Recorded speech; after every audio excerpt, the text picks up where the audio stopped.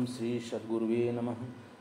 ओम नारायणं पद्मभौम वसिष्ठं शक्तिं च तत्पुत्र पराशरं च व्यासं सुकं गौड़पदं महान्तं गोविंद योगीन्द्रमथास शिष्यं श्रीशंकराचार्यं मथास पद्मपादं च हस्तामलकं च शिष्यं तं त्रोटकं वार्तिकारम् अन्यान्नस्मन् अस्मद्गुरुन् संततं मानतोऽस्मि। ओम शांति शांति शांति। प्रणाम भगवान। आज दृश्य विवेक में परम पूज्य ब्रह्मनिष्ठ महात्मा स्वामी श्री अखंडानंद महाराज का 18वां सत्संग चल रहा है, जिसमें कि स्वामी जी ने कल बताया था कि वेदांत के मार्ग में क्रम से ही चलना चाहिए और तभी जब षट संपत्ति आ जाए, निष्ठा आ जाए और अधिकारी बन जाए, तभी उसको और आगे उच्च सीढ़ी वाली चीज़ बतानी चाहिए। अब आज आगे स्वामी जी कह रहे हैं कि जब आपको ब्रह्म ज्ञान प्राप्त करना है तो श्रवण उसकी पहली सीढ़ी है, मनन दूसरी सीढ़ी है और निधिध्यासन तीसरी सीढ़ी है।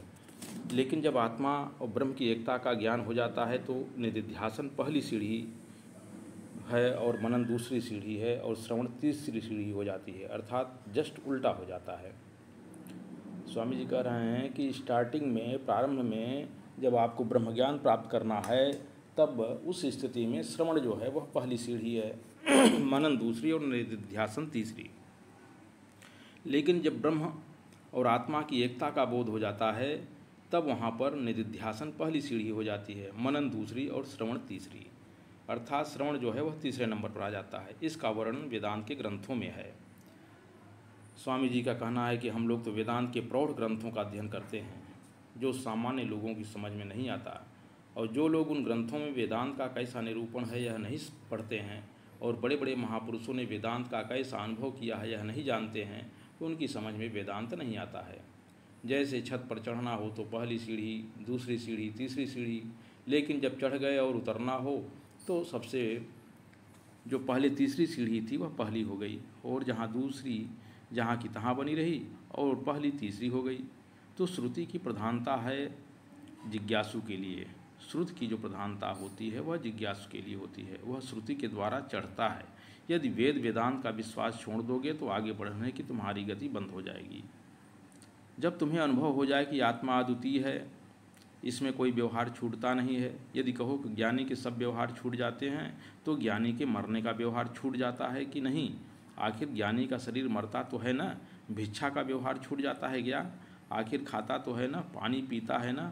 ज्ञानी आँख से ही देखता है, पाँव से ही चलता है और हाथ से ही और मुँह से ही बोलता है, जिज्ञासुओं के प्रश्न का उत्तर देता भी है। वह अपने निधिध्यासन की प्रधानता से सारे व्यवहार करता है। वाह भगवान वाह, क्या बढ़िया बात कही यहाँ पर। एकदम क्रीम निकाल करके रख दिया कि जब उसको पूर्ण ज्ञान हो जाता है तब वह सारा व्यवहार करता रहता है, लेकिन किसकी प्रधानता से? निधिध्यासन की प्रधानता से, अर्थात उसकी जो समझ है वह सदैव बरकरार रहती है और सारे व्यवहार करता रहता है। शुरुआत में वह व्यवहार भी करता है, लेकिन परमार्थ में उसकी चल और अचल निकेत रहता है। व्यवहार करते करते अचानक उसके ध्यान में परमार्थ आ जाता है तो उसकी दृष्टिकोण वहाँ हो जाती है। लेकिन जब उसको पूर्ण ज्ञान हो जाता है, वह जब पक्का दृढ़ निश्चयी हो जाता है परमार्थ में, तब वह परमार्थ करता करता व्यवहार भी करता है और उसमें निधिध्यासन की ही प्रधानता रहती है।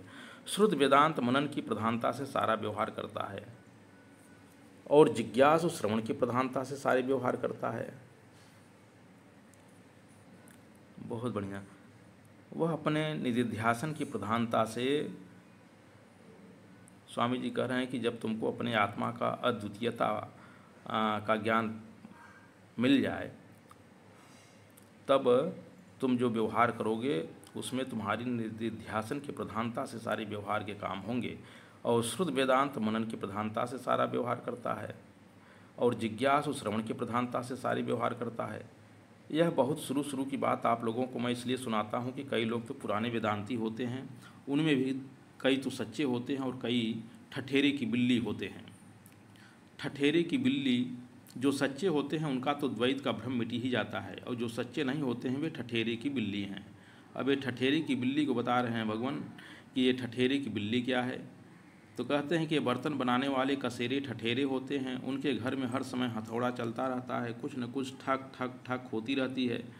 आपके घर में बिल्ली आवे दूध पीने के लिए और ठक ठक होती हो तो सुनकर बिल्ली डर कर भाग जाएगी, लेकिन वह ठठेरे के घर में जब जाती है और ठक ठक की खटखट सुनती है तो कहती है कि यहाँ तो हर समय ठक ठक होती रहती है। समझ जाती है कि यहाँ तो कोई डर की बात नहीं है, ठक ठक होती रहती है और वह दूध पीती रहती है। तो ठठेरे की बिल्ली कहने का अर्थ यह है कि वेदांत सुनते रहते हैं और माया चरती रहती है, माने माया उनको ठगती रहती है और वे ठक ठक करते रहते हैं। वाह भगवान, बहुत बढ़िया उदाहरण दिया स्वामी जी ने। जो लोग सच्चे वेदांती हैं उनको तो वेदांत के श्रवण से बड़ा भारी लाभ होता है, और जो ठक ठक करने वाले हैं उनके बारे में हम आशा कर सकते हैं कि उनके जीवन में कभी न कभी वेदांत अपना जादू, अपना असर जरूर दिखावेगा। लेकिन जो शुरू में आते हैं उनको यदि शुरू की बातें न मालूम हो, सारी की सारी बातें बाद की मालूम हो, यदि जो योग्यता चाहिए वह प्राप्त न करें, जो बुद्धि, सद्भाव, सदाचार, सद्गुण चाहिए वह न प्राप्त करें, तो सुनी ही बात जीवन में प्रवेश नहीं करती है। इसके लिए वेदांत का विचार करने के लिए आवश्यक है कि हम नित्य में अपनी रुचि बढ़ावें और अनित्य में जो रुचि है उसका परित्याग करें। तो बहुत बढ़िया भगवान, इसको मैं यहीं समाप्त करता हूँ। राम भगवान।